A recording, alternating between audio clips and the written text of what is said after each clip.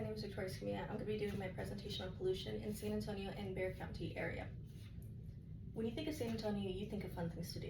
You think of being downtown with your friends, you think of going to La Cantera, the malls, you think of going to Alamo Ranch if you're in that area, just walking around and going to parks. But all of those use up noise pollution, light pollution, and deforestation, from building businesses up to taking a car somewhere and just going to businesses at night.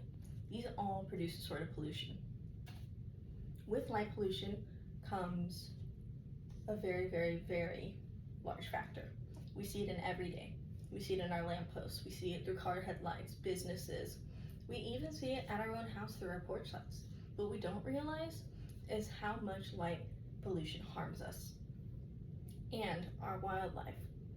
If we think that we can see well at night, we are wrong, because animals can see at such a wider and insanely higher level than we can. And how does that interfere with how they hunt? According to the National Park Service, light pollution tends to be most acute in urban environments, have pronounced ecological effects, and potentially influence circadian rhythms in humans. And if that circadian rhythm affects us, how is it affecting these animals? It's something to think about, right? With noise pollution comes from our cars, it comes from us talking, it even comes from just sound, be it, because sound is noise, be it music, be it walking, all these different things. With highways, all this habitat loss is built up off of this noise that we produce from airplanes and such, and it harms our wildlife in a way that we cannot understand, especially with our bats, our coyotes, and these night creatures as well that light pollution affects. How do they hunt? Where do they mate? How do these birds figure out where they're going to put their nest? What do they believe is safe? And how have we affected the way they evolve? Deforestation is another thing that this affects, about how they hunt and mate, particularly where they sleep as well. With this comes putting up the businesses, putting out schools. We see all sorts of neighborhoods popping up.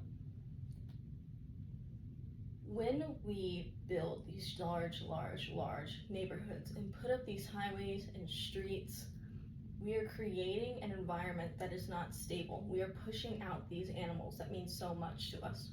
Because we are getting rid of our native flowers, trees, plants, and we're still putting in things, but we aren't using grasses that are native. Bermuda grass is not native here, and it's in almost every single yard. That also influences our water as well, but that's a completely different thing that we'll probably get into on a later date.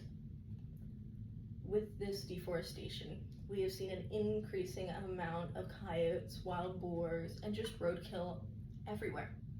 We've seen them from in our medical center to literally in my front yard. I saw a mama coyote and a baby coyote walking around, and now they live under my neighbor's porch.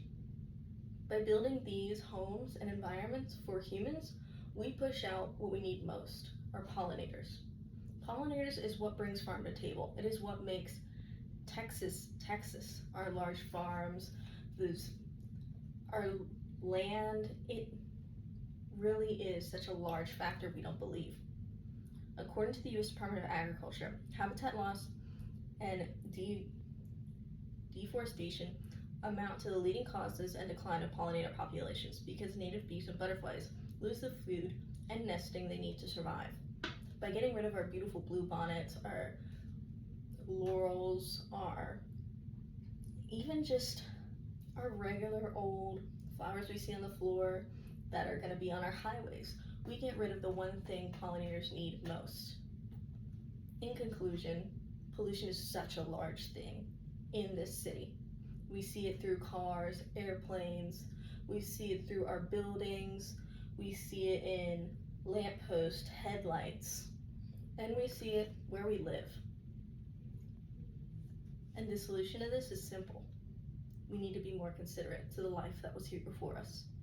Thank you.